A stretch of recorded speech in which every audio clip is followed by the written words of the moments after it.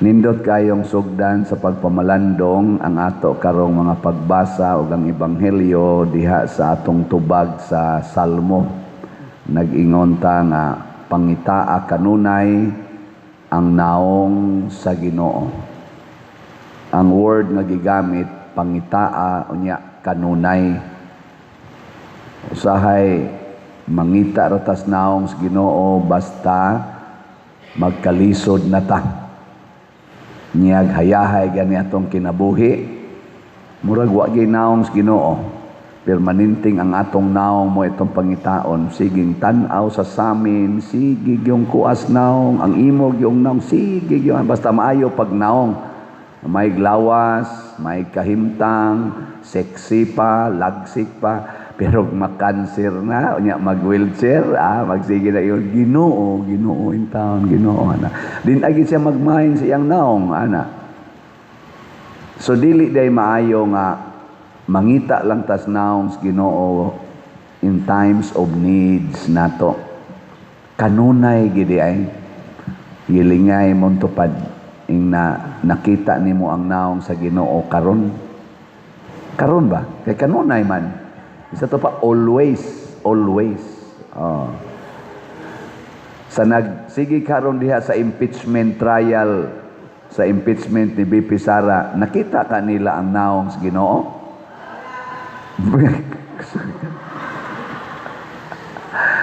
Diha sa atong executive department, presidente, hangtod nga rin barangay level, nakita kanila ang naong sa Ginoo? Kanunay?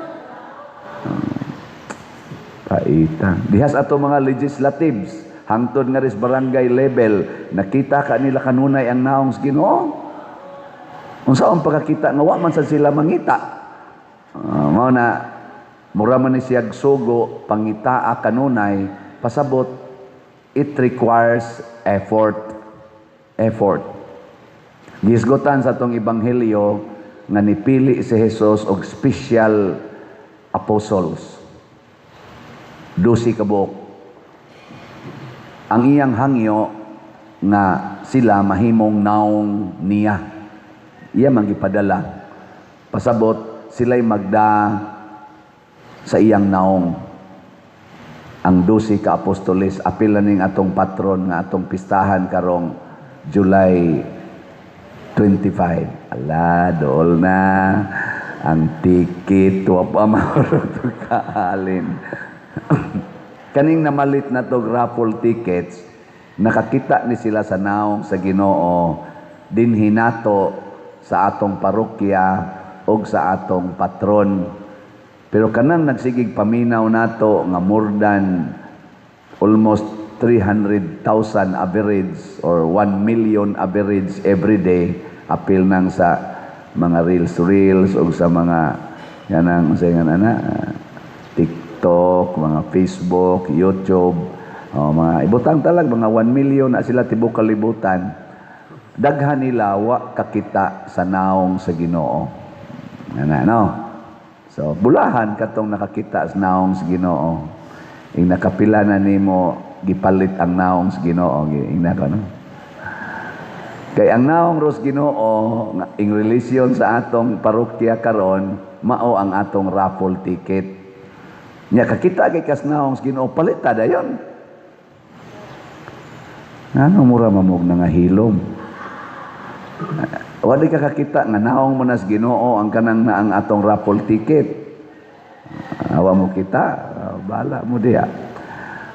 Pero ngano man nga sa 12 ka apostoles naa magi Judas Iscariote. Nawa kakita sa naong sa Ginoo, ang kanunay niyang makita o gipangita ang naong sa kwarta.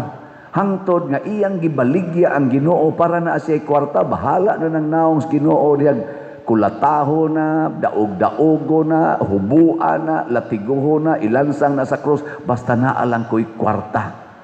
Ana, naay ingon ana. Kinsa karoy nangitag naong sa Ginoo sa atong mga politicians, mga Marcos Group, Duterte's Group, o Pinklawans Group. Ana, secret. Kinsa ka nila ang kanunay nangita og kwarta, naong kwarta, Marcos Group, Duterte's Group, Pinklawan's Group. Secret. Ang una rong article, kay upat man na ka-articles ang impeachment nga petition against sa Vice Presidente nga gitrial na karon sa Senado. Ang una nilang gihimo gahapon mao ang Article 4 man siguro to, betrayal of public trust. Paglimbong sa pagsalig sa publiko.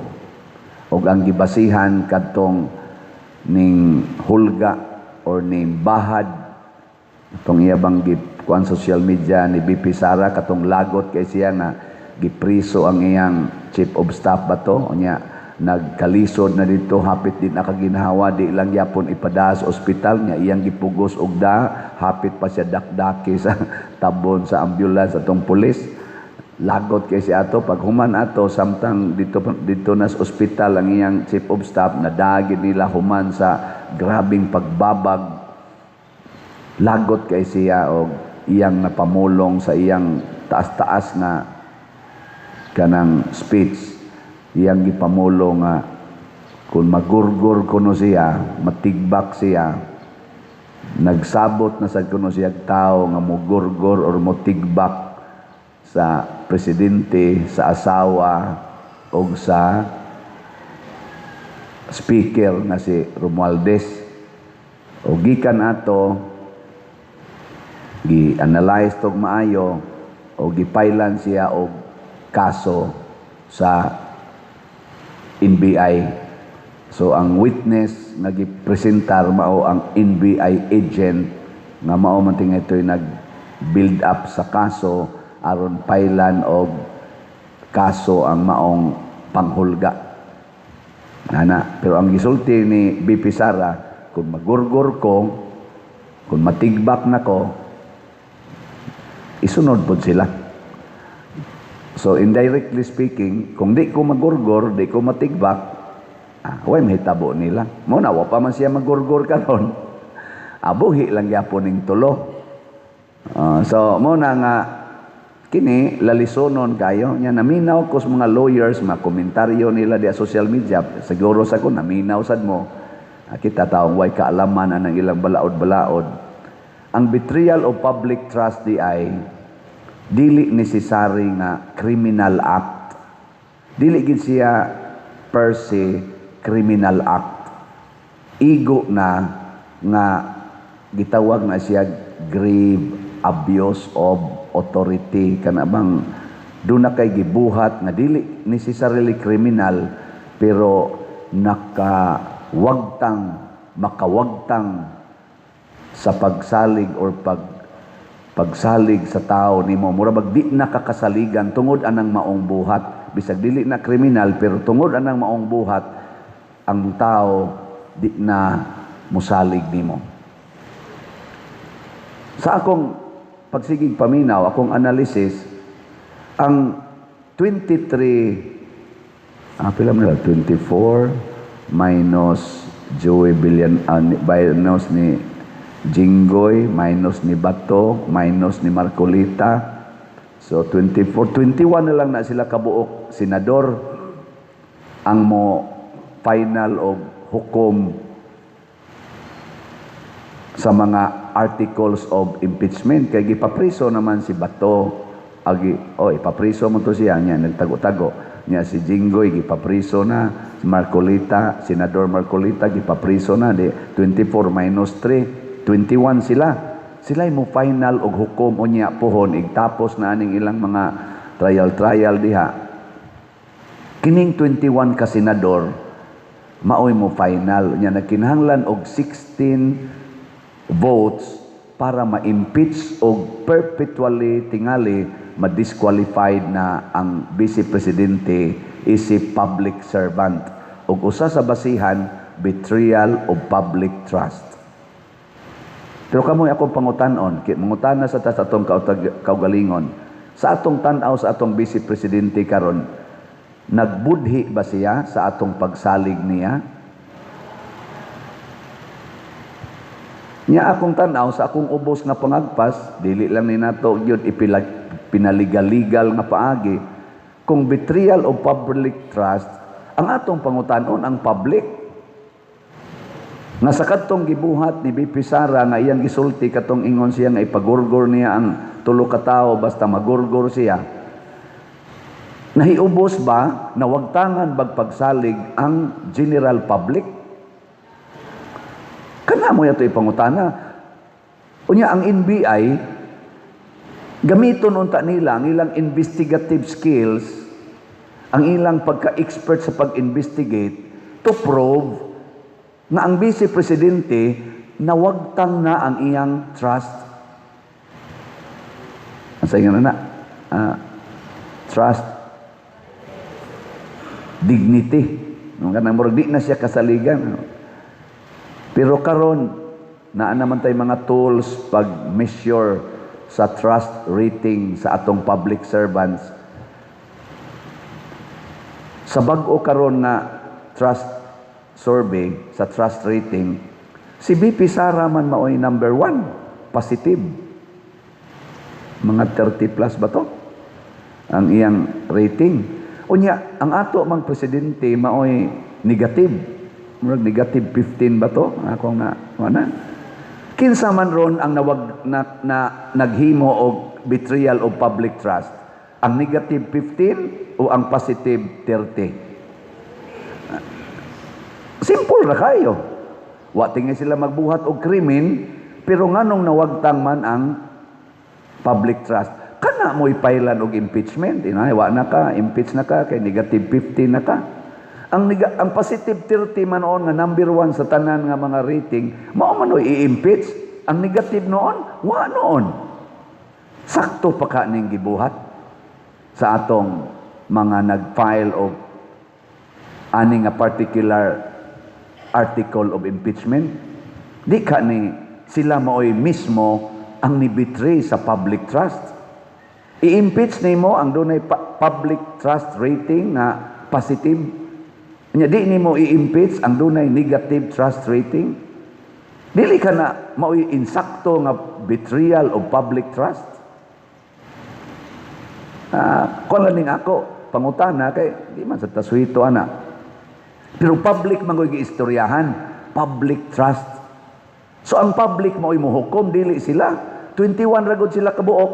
Nya 16 ra ang mukon. 16 against 16 senador against pila na kabuk voters na to. 32 million ang nibotar ni BP Sara.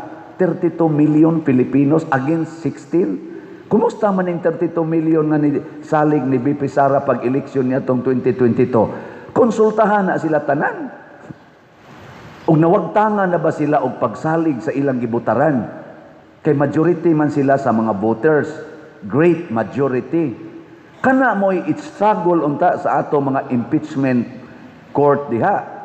Dili kay magsaligan ng ilang argumento, and most of the 21 do na say mga kaso nga betrayal of public trust, accused by 18 Marines, accused by Gotesa, by Saldico, and Diskaya, and many others. Lisod kayo na yun, anak. Mauna ang misyon sa 12 ka apostoles, mao ang pagpapahawa og yawa og pag-ayo og mga masakiton. Kini manggong yawa, bakakon kay ni. Lingay mong tupad, ing nakapila na kada kapamakap. Kanang bakak, samas gibuhat ni Judas, nga nagpakaaron ingnon siya nga magsunod ni Jesus, pero doon na day say, hidden agenda nga evil agenda, maunay betrayal of public trust para nako. Pagpamakak ba? Kana bitang mo ingon ka nga 20 na ang kilo sa bugas ug ako'y molingkod. Nya wa gyud na mahitabo. Betrayal of public trust kay gisulti na nimo panahon sa kumpanya. Nya pag-abot na paglingkod nimo, wa di ay. Kana bang mosulti ka sa imong suna nga naatay 5,500 flood controls in place na napagidaghan coming. Unya baha di ay August flood controls ang nahitabo. Di ba maunay pamakak? Betrayal of public trust siguro na, oy. Kana bang moingon ka nga, 1 million houses for the poor every year. Unya, 6 million ang target nato for 6 years. Unya, karon pila pa'y nahimo. Kana bang moingon ka maghimo kag 4,000 classrooms every year. Unya, 22 classrooms radi ay ang nahimo para sa mga estudyante nato sa public schools.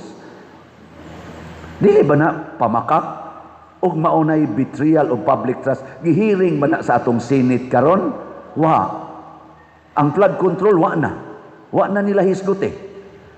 Nga dako kay ng scam. Proven na gid na nga naay trillions nga nawa diha. Sa flood control pa lang na, wapay labot ng DepEd, wapay labot ang LTO, wapay labot ang BIR, Customs, and many other departments nato nga naay daghang corruptions nga nahitabo. Wa sila'y hearing ana, and those are acts betraying the public trust. Sige tagbuhis, sige tagbuhis. Istrikto kay silang mangulik tagbuhis, pero ila ra dayong gipang bulsa, gipang sod og malita, gipang deliver sa pipila.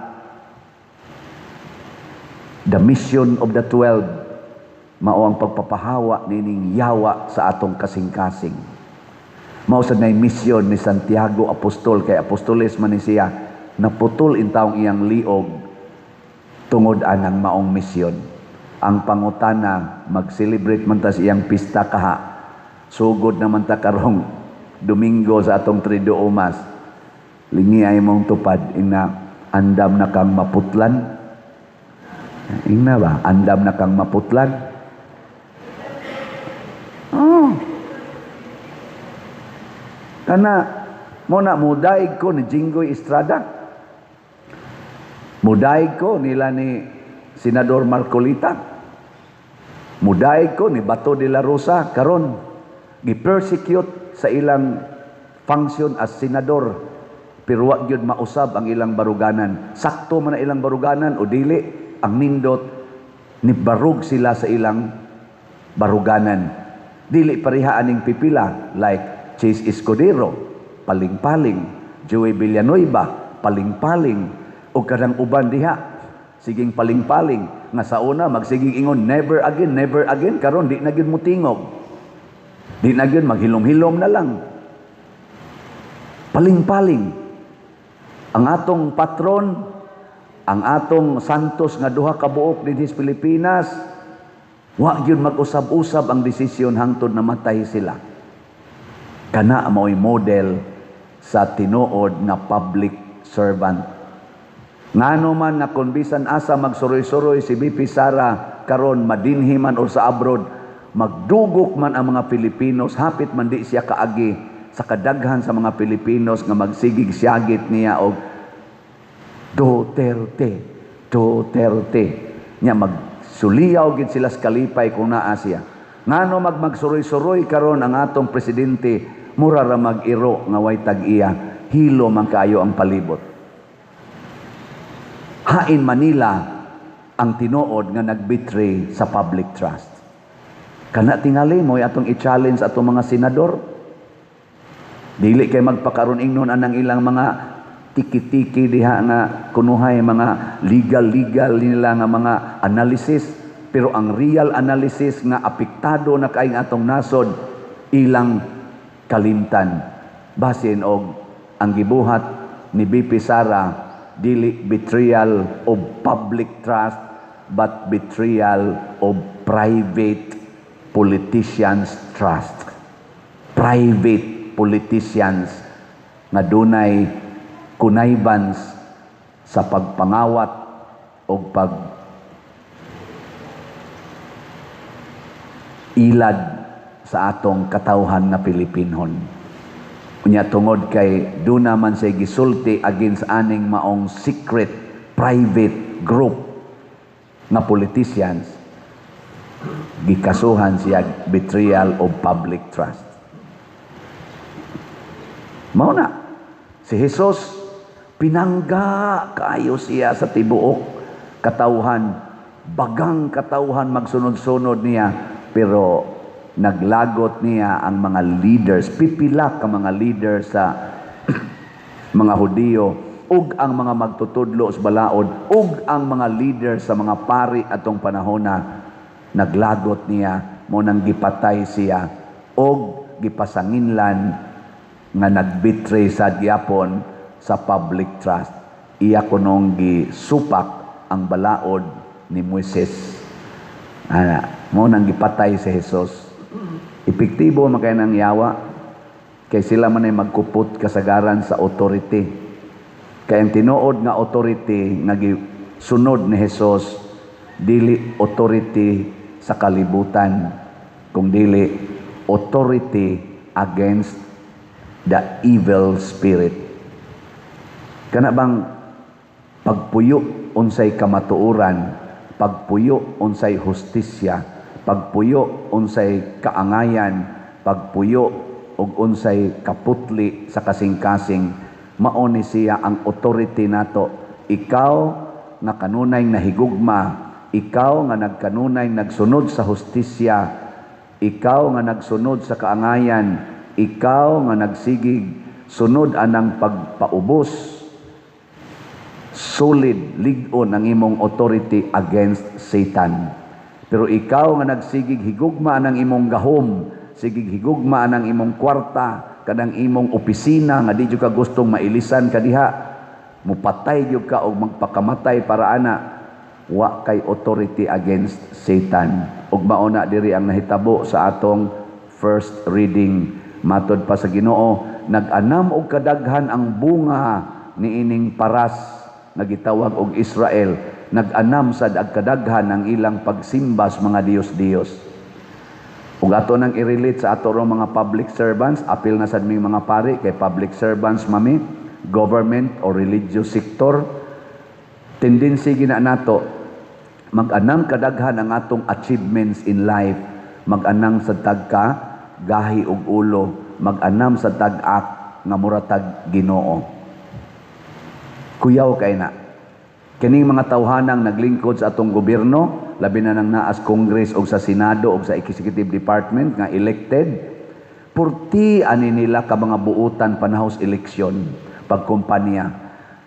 Purti ani nilang higugma kunuhay sa public. Pero karon nga nakalingkod na, purti na gid nilang ligunag mga baruganan na bisag wa na takauyon sa ilang desisyon. Bisag wa na nila buhata ang atong gipangayo sa public. Mura lang yapon sila proud kaayong mo istorya-istorya diha, di na gyud sila mauwaw. Bisan og nakita na gyud nga makauuwaw na kay ilang gibuhat. Muna, matud para ba diri ni Hesus aw sa Ginoo diri sa unang pagbasa? Kay wa naman mo kakita nako, gasigi na malamog himo anang inyong mga pillars, dugmokon kun ang inyong mga haliging bato, apil na sad mo. Makaingon na unya mo, wa na mi hari, kay wa na mi mosunod sa Ginoo. Igabot bas panahon sa silot ba?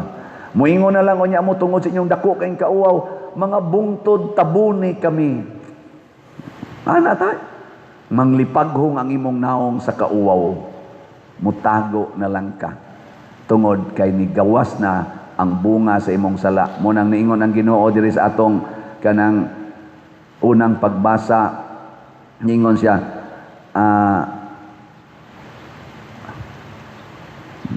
ipugas ang binhi sa katarong aron maani ninyo ang bunga sa gugma nga walay paglubad. Daruha ang uman ninyong yuta nga atong kasing-kasing panahon na nga pangitaon ninyo ang Ginoo aron ipaulan niya kaninyo ang kaluwasan. Muna kitang mga tao, kita mga Pilipinhon na mangitay Ginoo, generally speaking, kanirong gibuhat sa ato dihang mga executives o sa mga legislatives, questionable mangyod kayo na, magampo tag maayo nga unta, magpadayon sila, mabag-o ilang kasing-kasing. Ako pasalamat sa ko nga naay mga senador nga mga nindot sa kaing mga view, like nila ni Senador Peter Cayetano, gasigig uphold sa atong preamble sa atong constitution ug sa guidance sa Ginoo, guidance sa kaning scriptures. Na practice ba nila gwa? At least mo mention pagid sila ana kanindot. Kaysa uban, legal ra gyud, usahay pagani, legal conclusions sa ilang mind nga wa na mabase sa tinuod gyud nga kanang doktrina sa atong kaning pamalaod. Ila na lang kaugalingong pag-interpret. Sama anang moingon ka, kadtong gibuhat ni BP Sara, culpable siya ato for impeachment tungod kay niingon siyang igurgor nako, basta magurgor ko, igurgor nako kining tulo ka tawo. Culpable ba siya na? Depende sa imong legal mindset o moral mindset. Kana sang moingon mo, unya na lang ko mopalit og raffle ticket. Unsa man ang klasiha sunahona. Hapit na ra ba mo abot, karon na ra ba ning July 25 kutob. Kanus pa man ka mopalit. Basig ugma, gurgur na ka.